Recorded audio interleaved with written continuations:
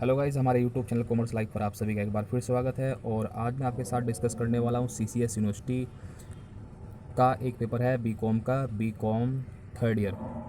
BCom third year का ये paper है और पेपर जो सब्जेक्ट है आपका money and financial system. Money and financial system. और पेपर कोड की अगर बात करें तो ये पेपर कोड है आपका C03। ठीक है, तो मैं एक बार फिर से बताता हूँ, जो सब्जेक्ट है उसका नाम है मनी एंड फाइनेंशियल सिस्टम। तो अब चलिए हम स्टार्ट करते हैं जल्दी से। देखिए, जो यहाँ पर पेपर है ये है 2019 का, और यहाँ पर पूरे 100 क्वेश्चन मैं आपके साथ में एक ही वीडियो के अंदर, इसी वीडियो के अंदर जो है डिस्कस करूँगा। चलिए स्टार्ट करते हैं टाइम को वेस्ट किए बिना।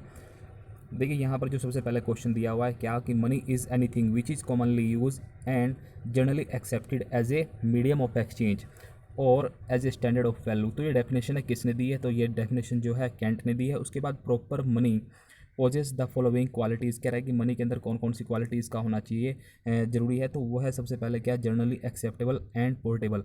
जो जनरली एक बड़े आराम से सभी लोग जिसे एक्सेप्ट कर सकें और जिसे पोर्टेबिलिटी भी हो जिसके अंदर। उसके बाद चलिए क्वेश्चन नंबर थर्ड पे चलते। देखिए क्वेश्चन नंबर थर्ड में क्या दिया हुआ है।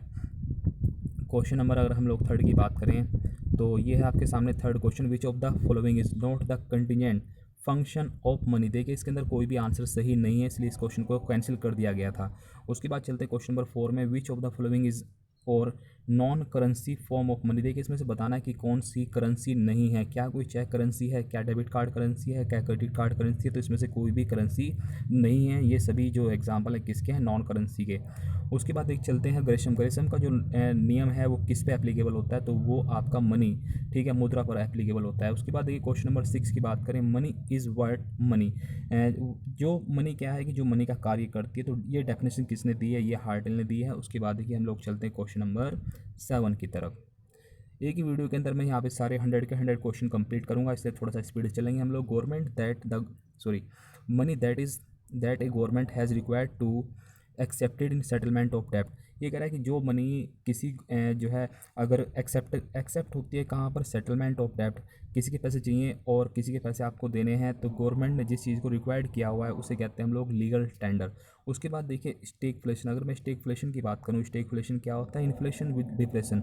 जहाँ पर क्या होता है, मंदी भी आ रही है और मंदी के साथ साथ डिप्रेशन भी चल रहा है, तो उसे हम लोग कहते हैं स्टेगफ्लेशन। चलिए क्वेश्चन नंबर उसके बाद चलते हैं 9th में। और देखिए यहाँ पर साइड में क्वेश्चन नंबर 9। जी हाँ दोस्तों, यह है question number 9। Money as a basis of price mechanism is most effective in. ये कह रहा है जो प्राइस का मैकेनिज्म है वो मोस्ट इफेक्टिव है कौन सी इकोनॉमी के अंदर, कैपिटलिस्ट इकोनॉमी। उसके बाद क्वेश्चन नंबर अगर 10 की बात करें, देखिए which equation is given by Fisher. Fisher ने कौन सी जो है यहाँ पर थ्योरी दी हुई क्वांटिटी की, क्वांटिटी ऑफ मनी। तो ये है हमारी MV = PT। उसके बाद अगर हम क्वेश्चन नंबर 11 की बात करें, ट्रेजरी बिल। देखिए जो ट्रेजरी बिल है ये सिर्फ और सिर्फ गवर्नमेंट इशू करती है, और किसके लिए इशू करती है, सिर्फ और सिर्फ शॉर्ट टर्म के लिए। उसके बाद देखिए क्वेश्चन नंबर अगर हम लोग 12 की बात करें, क्वेश्चन नंबर 12 जो सेबी है, अगर हम लोग सेबी की बात करें कि सेबी कब एस्टेब्लिश हुआ, तो ये हुआ था आपका 1988 में। और जो इसने फंक्शनिंग शुरू की थी वो करी थी 1992 में। उसके बाद यहाँ पे बताना है unorganise market consist of which of the following. ये कह रहा है कि अनऑर्गेनाइज मार्केट बतानी है मनी की कौन सी है, तो यहाँ पर जो है इंडिजेनियस बैंकर्स, आप इसे जानते होंगे, इसका हिंदी में होता है साहूकार। साहूकार का मतलब जो गाँव के अंदर जो ऐसे कुछ लोग होते हैं जो ब्याज और पैसा देते हैं उसे कहते हैं हम लोग साहूकार। उसके बाद देखिए जो फाइनेंस है, फाइनेंस इज रिलेटेड, जो हमारा फाइनेंशियल पूरा सिस्टम है किससे रिलेटेड है, ये है मॉनेटरी रिसोर्सेज से। ठीक है, जो फाइनेंस है ये किससे रिलेटेड है, आपका मॉनेटरी रिसोर्सेज से। उसके बाद चलते क्वेश्चन नंबर 15 की तरफ। देखिए क्वेश्चन नंबर 15 में क्या दिया गया है, those financial firm which sell primary security. देखिए यहाँ पर वर्ड आया primary securities and purchase secondary. एक मिनट में आपको क्लीन करके दिखाता हूँ एक बार फिर से।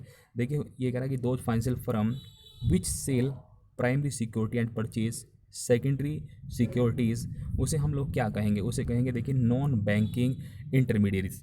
ठीक है, वो क्या है कि हमारा जो है बैंकिंग सिस्टम नहीं है बल्कि वो नॉन बैंकिंग है। चलिए जो सेल करते हैं, सेल परचेज करते हैं ना सिक्योरिटीज़ को, तो वो हमारा क्या है, बैंकिंग में नहीं आते हैं। उसके बाद चलते हैं क्वेश्चन नंबर 16 में। ये कह रहा है in which market old share are purchase and sold. देखिए अगर पहली बार शेयर जो है सेल परचेज हो रहे हैं तो उसे कहेंगे हम लोग प्राइमरी मार्केट। और अगर सेकंड टाइम यानी ओल्ड शेयर हैं जहाँ पर सेल परचेज हो रहे हैं तो उसे हम लोग कहेंगे सेकेंडरी मार्केट।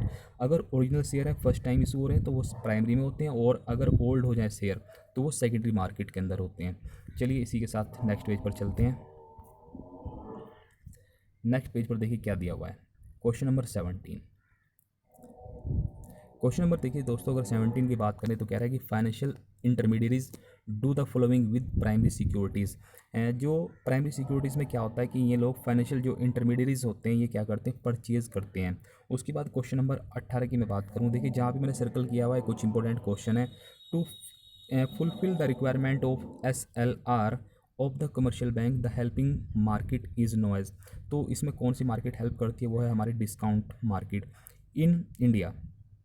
देखिए अगर मैं बात करूं in India, paperless trading started by, जो पेपरलेस ट्रेडिंग थी वो किसने स्टार्टिंग करी थी, ये आपकी दोनों ने की थी, NSDL और CDSL ने। ठीक है, तो इसका आंसर होगा सही सी। उसके बाद चलिए बिगेस्ट कमर्शियल बैंक, अगर हम लोग इंडिया में बात करें कि सबसे बड़ा बैंक कौन सा है कमर्शियल, तो वो है आपका SBI। और अब चलते हैं क्वेश्चन नंबर 21 की तरफ। देखिए 21, क्वेश्चन नंबर 21 में क्या दिया हुआ है कि which bank is India become the first bank. ऐसा बैंक बताना है कि जिसने सबसे पहले अपनी जो है ब्रांच चाइना में खोली थी, तो यह है आपका स्टेट बैंक ऑफ इंडिया। उसके बाद नेशनलाइज जो 14 बैंकों का नेशनलाइजेशन हुआ था वो कब हुआ था, तो ये 19 जुलाई 1969 को हुआ था। प्योर बैंकिंग, ये कह रहा है प्योर बैंकिंग नथिंग एल्स, ये जो स्लोगन है ये किसने दिया हुआ है, ये आपका है SBI ने। उसके बाद चलते क्वेश्चन नंबर 24 की तरफ। The bank should make a balance. देखिए जो बैंक है वो क्या करता है कि बैलेंस बनाने की कोशिश करता है किसके अंदर, प्रॉफिटेबिलिटी और लिक्विडिटी के अंदर। उसके बाद चलते हैं देखिए क्वेश्चन नंबर 25 की तरफ। क्वेश्चन नंबर 25 में क्या दिया हुआ है, जो रीजनल रूरल जो हमारे रीजनल रूरल बैंक है were set up on the recommendation. ये जो गांव में जो ग्रामीण बैंकिंग बनाए गए हैं तो ये किसकी रिकमेंडेशन पे सेट किए गए हैं, ये है नरसिम्हन कमेटी। ठीक है, तो गांव के अंदर जो रीजनल हमारे रूरल बैंक्स हैं वो रिकमेंड किए थे किसने, नरसिम्हन कमेटी के अंदर। चलिए क्वेश्चन नंबर नेक्स्ट पे चलते हैं। और यहाँ पर देखिए जो क्वेश्चन नंबर 26 है, 26 ये कह रहा है which of the following is known as small man's bank. ये कह रहा है कि कौन सा ऐसा है जो छोटे आदमियों के लिए बनाया गया बैंक, वो है आपका रूरल बैंक। ये कह रहा है credit creation power of the bank depend upon. ये कह रहा है जो क्रेडिट क्रिएशन की जो पावर है बैंक के अंदर डिपेंड करती है किस चीज़ के ऊपर, सबसे पहले जो है कैश होना चाहिए, उसके बाद डिमांड होनी चाहिए, उसके बाद लिक्विडिटी रिजर्व रेशियो होना चाहिए। तो ये तीन ही इसके सही आंसर हैं।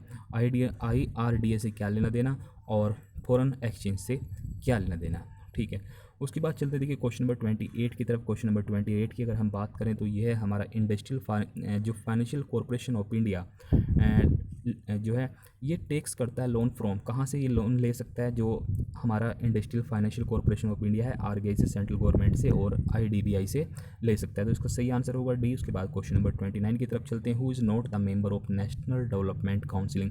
तो जो है वो है गवर्नर ऑफ स्टेट, क्या नहीं है, ये आपका मेंबर नहीं है डेवलपमेंट जो काउंसलिंग है। उसके बाद जो अगर हम लोग बात करें दोस्तों एग्जिम बैंक कब एस्टेब्लिश हुआ, ये आपका 1 जनवरी 1982 को एस्टेब्लिश हुआ था। उसके बाद क्वेश्चन नंबर 31 की अगर बात करें, देखिए 31 which one of the following is not the function of commercial bank. Commercial bank का क्या काम नहीं है, देखिए नोट छापने का काम नहीं है उसका कमर्शियल बैंक का, ये RBI का काम है या गवर्नमेंट का काम है। ठीक है, गवर्नमेंट की मैं इसलिए कहा क्योंकि वहाँ पर 1 रुपये का जो अधिकार है वो गवर्नमेंट के पास है। उसके बाद देखिए चलते हैं अपने क्वेश्चन की तरफ। Cheque facility in which account is not provided by bank.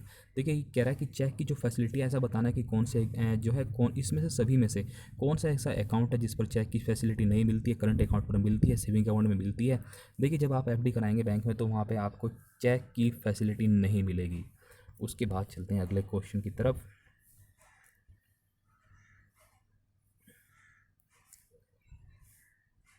दोस्तों ये चल रहा है हमारा मनी एंड फाइनेंशियल सिस्टम और क्वेश्चन नंबर हम लोग आ चुके हैं 33 पर। When was reserve bank of India establish. ये कह रहा है कि कब जो है reserve bank of India RBI establish हुआ था 1935 को। अगर क्वेश्चन नंबर 34 को देखें, which bank was nationalise to create State Bank of India. देखिए जो स्टेट बैंक जो है ना, स्टेट बैंक ऑफ इंडिया किसे बनाया गया था, ये इंपीरियल बैंक की जगह पे बनाया गया था। Which bank is not a apex banking institutions. ये बताना है कि कौन सा जो है अपेक्स बैंकिंग इंस्टीट्यूशंस नहीं है।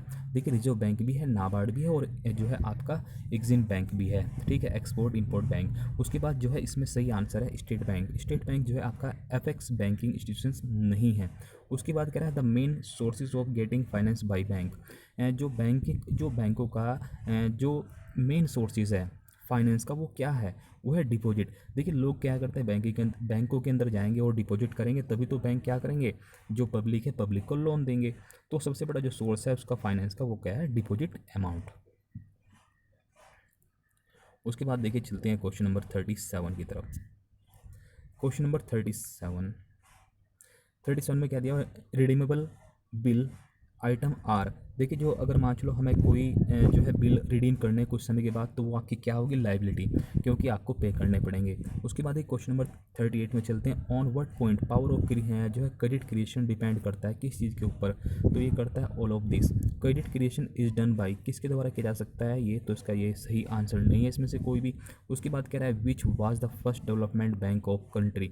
ये बता रहा है कि जो हमारे देश है, देश के अंदर फर्स्ट डेवलपमेंट बैंक कौन सा है, तो वो है आपका industrial financial corporation of India, IFCI। उसके बाद देखिए अगर दोस्तों हम लोग बात करें इसकी, NBFC की फुल फॉर्म क्या है, नॉन बैंकिंग फाइनेंशियल कंपनीज। उसके बाद देखिए हम लोग चलते हैं क्वेश्चन नंबर 42 पर। विच bank was central bank over country before RBI। अगर RBI से पहले अगर हम बात करें कि कौन सा बैंक ऐसा था जो हमारा सेंट्रल बैंक था, तो वो था आपका इंपीरियल बैंक। चलिए क्वेश्चन नंबर चलते हैं हम लोग 43 की साइड में। देखिए क्वेश्चन नंबर 43 में क्या दिया हुआ है, rate at which RBI gives short term loan to commercial bank. देखिए यहाँ पर क्या कर रहा है कि RBI जो है ना दूसरे बैंकों को लोन दे रहा है, तो उसे हम लोग कहेंगे रेपो रेट। और कभी कभी क्या होता है कि RBI भी ले लेता है, अदर कमर्शियल बैंकों से RBI ले लेता है, तो उसे हम लोग कहते हैं जो है रिवर्स रेपो रेट। चलिए उसके देखो ये ब्याज की बात थी, ब्याज की दर की बात थी। जनरली द फाइनेंशियल ईयर, देखिए अगर हम लोग बात करें कि जो बैंक हैं, बैंकों का जो फाइनेंशियल ईयर है, ठीक है, वो financial year for the banks is April March, but financial year for RBI, अगर RBI की बात करें तो RBI के लिए जो हमारा फाइनेंशियल ईयर होगा वो होगा जुलाई जून। उसके बाद ये कह रहा है who is entitle to change CRR को सिर्फ और सिर्फ चेंज करने का अधिकार किसके पास है इंडिया में, RBI के पास में। उसके बाद चलते हैं क्वेश्चन नंबर 46 की तरफ। Question number 46, who is the new governor of RBI। देखिए यहाँ पर दिया हुआ है कि कौन जो है न्यू गवर्नर है ऑफ RBI का, तो आप लोग सभी नेट पे चेक करिएगा आज, और तो आपको मिलेगा श्री शक्तिकांत के नाम से हैं शायद, तो वो अब क्या है, न्यू गवर्नर हैं, तो आप जरूर चेक करिएगा। उसके बाद देखिए क्वेश्चन नंबर हम चलते हैं 47 में। एट प्रेजेंट जो बैंक रेट है, बैंक रेट कितनी चल रही है, 6.25। उसके बाद चलते हैं क्वेश्चन नंबर 48 की तरफ। Who appoint the director of board जो है बोर्ड इन RBI। ये कह रहा है कि कौन है जिसके पास पावर है जो अपॉइंट कर सकता है डायरेक्टर, कहाँ पे, बोर्ड ऑफ डायरेक्टर कहाँ पर, RBI के अंदर, तो governor of government of India. जो गवर्नमेंट ऑफ इंडिया है उसके पास पावर है, अपॉइंट कर सकती है director of board in the reserve bank India, ठीक है। उसके बाद चलते हैं क्वेश्चन नंबर 49 की तरफ। देखिए 49 में क्या है, RBI वाज नेशनलाइज। देखिए एस्टेब्लिश की मैं अगर बात करूँ तो 35 में हुआ था, 1935 में। अगर मैं बात करूँ नेशनलाइज की, RBI नेशनलाइज कब हुआ, 1 जनवरी 1949 को। उसके बाद question number 50, RBI was establish with fully paid up capital. देखिए कितनी पेड अप कैपिटल थी इसकी, तो वो थी 5 करोड़। उसके बाद चलते हैं क्वेश्चन नंबर 51 की तरफ। विच of the following is subsidiary of RBI। देखिए RBI की अगर मैं सब्सिडरी कंपनी की बात करूँ या सब्सिडरी की बात करूँ कि तो क्या है, वो है नेशनल हाउसिंग बैंक, ठीक है। ये क्या है, ये इसका सब्सिडरी है, किसका, RBI का। उसके बाद चलते हैं नेक्स्ट पेज पर।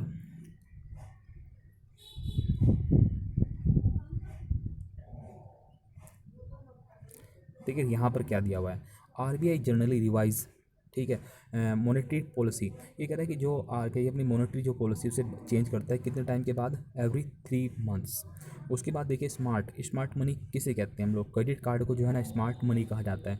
उसके बाद बैंक चेक किसका एग्जाम्पल है, ऑप्शनल मनी का। उसके बाद कह रहा है कि विच ऑर्गेनाइजेशन मेन जो है makes doing business reports every year. ये कह रहा है कि कौन सा जो है ना जो ऑर्गेनाइजेशन है जो अपनी रिपोर्ट देता है हर साल, लेकिन किस चीज़ पर? Doing business. तो डूइंग बिजनेस पे कौन देता है? World bank. द रिवेन्यू, ये कह रहा है जो रिवेन्यू ऑफ कस्टम ड्यूटी, जो कस्टम ड्यूटी आती है वो किसकी किसकी रिवेन्यू है, किसकी इनकम है? वो सिर्फ और सिर्फ ओनली सेंट्रल गवर्नमेंट की इनकम है। ठीक है, जो हमारा कस्टम ड्यूटी से टैक्स से पैसा आता है। उसके बाद चलते क्वेश्चन नंबर 57 में। देखिए 57 की अगर मैं बात करूँ तो 57 में वर्ल्ड इकोनॉमिक आउटलुक रिपोर्ट, ये जो रिपोर्ट है वर्ल्ड इकोनॉमी आउटलुक रिपोर्ट, ये कौन पब्लिश करता है? ये आपका करता है इंटरनेशनल मॉनेटरी फंड। उसके बाद वर्ल्ड इन्वेस्टमेंट जो रिपोर्ट है ये कौन एस्टेब्लिश करता है? अनक्टाड। और उसके बाद देखिए क्वेश्चन नंबर 59 की बात करूँ, which economics has related to the role of money with liquid assets, तो ये आपके केनस हैं। उसके बाद कह रहा है the money in which all transaction take place in is called primary money. देखिए प्राइमरी जो मनी है यहाँ पर दो काम करती है, एक तो क्या करती है? ट्रांजेक्शन का काम करती है, दूसरा वैल्यू मेजरमेंट का काम करती है। उसके बाद देखिए क्वेश्चन नंबर हम लोग 61 की बात करें, purchasing power of money was written by, एक बुक है जिसका नाम क्या है? परचेजिंग पावर ऑफ मनी, तो ये आपके फिशर ने लिखी है। चलिए आगे चलते हैं। देखिए दोस्तों, चैनल को सब्सक्राइब जरूर कीजिएगा ताकि जो भी लेटेस्ट अपडेट है वो आपको समय समय पर मिलती रहे। उसके बाद देखिए क्वेश्चन नंबर अगर 62 की बात की जाए, विच of the following is not the characteristic of money, money की क्या करेक्टरिस्टिक नहीं है? ठीक है, तो यहाँ पर क्या real value of money is zero, ये कह रहा है कि जो मनी की रियल वैल्यू है वो जीरो है, तो यही एक आंसर है जो इसका करेक्टरिस्टिक नहीं है। उसके बाद क्वेश्चन नंबर 63 में चलते हैं। In case of reflation the consumption decrease, जैसे जैसे मंदी आएगी तो जो कंजम्पशन है वो भी कम हो जाएगा। Inflation has increase in a particular year 5%, देखिए अगर इन्फ्लेशन कितना इंक्रीज होगा 5%, तो क्या होगा? Purchasing power has decrease by 5%, जैसे जितनी महंगाई बढ़ेगी उतनी ही हमारी परचेजिंग पावर जो है डिक्रीज़ हो जाएगी। उसके बाद चलते हैं दोस्तों क्वेश्चन नंबर 65 की तरफ।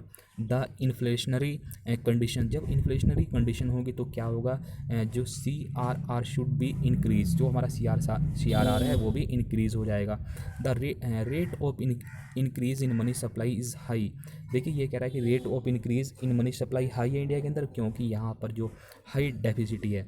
उसके बाद देखो question number 67, which of the following is not the source of short term finance, short term finance का कौन सा सोर्स नहीं है? Equity share capital, equity share capital जो है लॉन्ग टर्म सोर्सेज है। उसके बाद चलते हैं 68 की तरफ, विच of the following is not the source of medium term finance, तो एडवांस फ्रॉम कस्टमर, अगर हम लोग एडवांस ले रहे हैं कस्टमर से तो ये हमारा एक शॉर्ट टर्म फाइनेंस है, ना कि लॉन्ग टर्म। उसके बाद चलते हैं दोस्तों अगले पेज पर।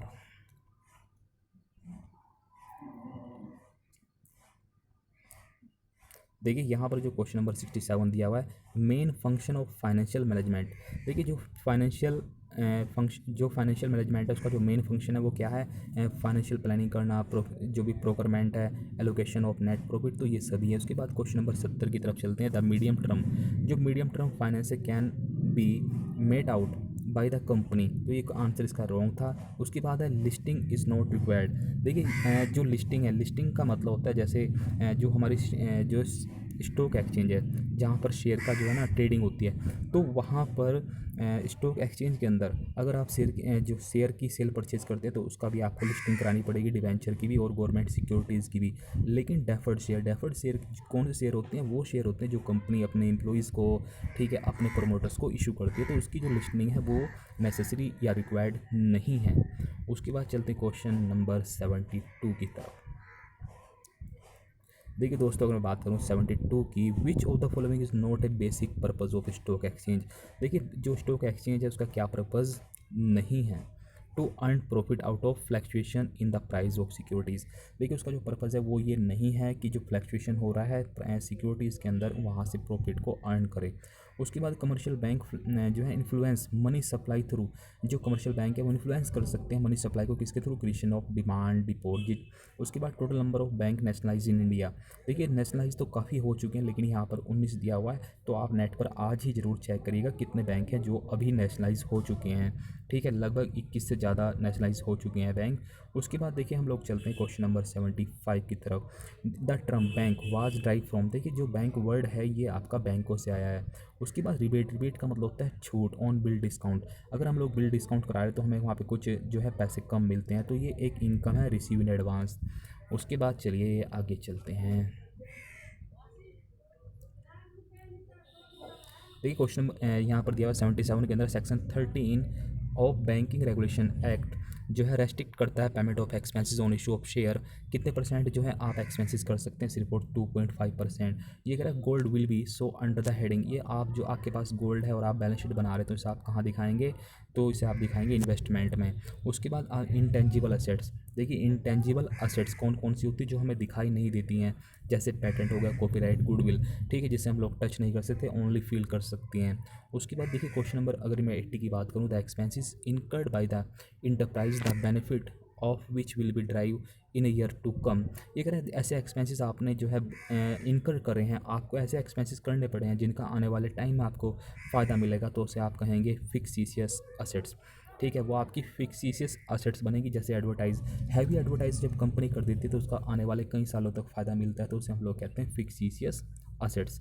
और rationing of credit takes place when, ये कह रहा है कि राशनिंग ऑफ क्रेडिट कब होती है, demand for credit is high, जब कोई जो demand for credit is high हो जाती है तो हम लोग क्या करते हैं, जो उधार देने का तरीका है उसे थोड़ा सा चेंज कर देते हैं। फर्स्ट म्यूचुअल फंड, ठीक है, सबसे पहले जो म्यूचुअल फंड था वो कहाँ किसने स्टार्ट किया था, यूटीआई ने।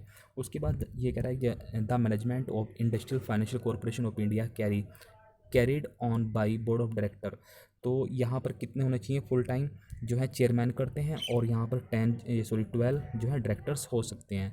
उसके बाद क्वेश्चन नंबर अगर मैं करूँ बात 84 की, ICICI प्रोवाइड फाइनेंशियल असिस्टेंट, देखिए स्मॉल मीडियम लार्ज ये सभी जो है इंडस्ट्रीज़ को जो है फाइनेंशियल असिस्टेंट प्रोवाइड कराते हैं। उसके बाद देखिए चलते हैं हम लोग लास्ट पेज पर, और हम लोग अभी हमारे यहाँ पर 100 जो MCQs हैं वो कंप्लीट हो जाएंगे। आई होप को आपको अच्छे समझ में आए होंगे। अगर आपका कोई भी डाउट है तो आप मुझे मैसेज ज़रूर कीजिएगा, ठीक है। उसके बाद देखिए which bank was first authorise to issue notes, ये कह रहा है कि जो सबसे पहला बैंक है जिसे ऑथोराइज़ किया गया था नोट इशू करने के लिए, वो कौन था, आपका बैंक ऑफ बंगाल। उसके बाद central government increase in credit reserve bank of India, तो यह एक जब सेंट्रल गवर्नमेंट क्या करती है, इंक्रीज़ कर देती है क्रेडिट उधार को, ठीक है, of reserve bank of India, तो ये कौन सी जो है डेफिसिटी है, यह है मॉनेटरी। उसके बाद who have the monopoly to issue paper money, ये कह रहा है कि कौन सा ऐसा बैंक है जिसके पास मोनोपली है सिर्फ और सिर्फ नोट इशू करने की, वो है सेंट्रल बैंक, क्योंकि सिर्फ और सिर्फ सेंट्रल बैंक ही नोट इशू कर सकता है। उसके बाद चलिए हु साइन 1 रुपीज़ का जो नोट होगा उस पर कौन साइन करेगा, ये करेगा आपका finance secretary. Who control coinage, तो सेंट्रल गवर्नमेंट जो है इसे कोइन एज को कंट्रोल करती है। The collecting bank has not given the production on bearer cheque, देखिए जो बेरर चेक है वो एक ऐसा बैंक है उससे प्रोडक्शन नहीं मिलती है, क्यों, क्योंकि कोई भी आदमी जाकर काउंटर पे, बैंक के काउंटर पे जाकर पेमेंट ले सकता है। उसके बाद यहाँ पर देखिए, यहाँ पर क्या दिया, 91 क्वेश्चन इंपॉर्टेंट है, transfer of interest in the property as the security for payment of loan is known as mortgage. देखिए अगर आप कहीं पे कोई प्रॉपर्टी मॉर्गेज कर रहे हैं और गिरवी रख रहे हैं तो वहाँ पर आपका जो भी इंटरेस्ट होगा वो क्या होगा, मॉर्गेज। चलिए उसके बाद देखिए हम लोग चलते हैं गाइस यहाँ पर क्वेश्चन नंबर 93 में, what name is given to the currency in physical circulation. देखिए जो फिजिकल सर्कुलेशन के अंदर है उसे हम लोग कहते हैं रियल मनी, वही हमारी एक रियल मनी है। Who popularise the quantity theory of money, तो ये जो क्वांटिटी थ्योरी ऑफ मनी है ये आपके जो फिशर हैं उन्होंने बनाई थी। उसके बाद देखिए चलते हैं क्वेश्चन नंबर 95 की तरफ, who originated the principle of maximum social advantages, तो ये है डाल्टन। उसके बाद अगर हम लोग 96 की बात करें, how much time period have medium term loan, देखिए अगर मैं बिल्कुल बात करूँ शॉर्ट टर्म की, शॉर्ट टर्म जो लोन होता है वो 1 ईयर से कम के लिए होता है, मीडियम जो होता है वो 3 to 5, और जो लॉन्ग टर्म होगा वो 5 से ज़्यादा। तो आप एक बार फिर देख लीजिए, अगर 0 to 2 ईयर ले लीजिए शॉर्ट में, और मीडियम में आप 3 to 5 ले लीजिए, और लॉन्ग में आप जो है मोर देन 5 ईयर ले सकते हैं। उसके बाद चलते हैं 97 की तरफ। देखिए 97 में क्या पूछा है, which is the biggest stock exchange in India, sorry Asia की पूछी हुई है। अगर इंडिया की बात करें तो आपका जो है सेबी है, लेकिन यहाँ पर अगर बात करें किसकी, एशिया की तो टोक्यो स्टॉक एक्सचेंज है वो वर्ल्ड जो है एशिया की सबसे बिगेस्ट स्टॉक एक्सचेंज है। उसके बाद जो टर्म है बैंक वर्ड सबसे पहले कहाँ यूज़ हुआ था, तो इटली में ये वाला वर्ड यूज़ हुआ था। उसके बाद देखिए क्वेश्चन नंबर 99 की बात करें, लार्जेस्ट नेशनलाइज्ड बैंक को इन इंडिया। देखिए जो लार्जेस्ट नेशनलाइज्ड बैंक है इंडिया का तो वो है आपका एसबीआई। उसके बाद monetary policy is formulated by, जो भी मॉनेटरी पॉलिसी है वो जो है फॉर्मुलेटेड करता है कौन, आरबीआई। ठीक है, इस तो ये आपके लिए एक वीडियो थी जो मैंने बनाई 2019 के पेपर के लिए। अभी मैं 18 17 14 तक की वीडियो बनाऊंगा, सभी को आप जरूर देखिएगा। और आपको वीडियो कैसी लगी मुझे कमेंट करके ज़रूर बताइएगा। ठीक है गाइस, थैंक्स फॉर वॉचिंग।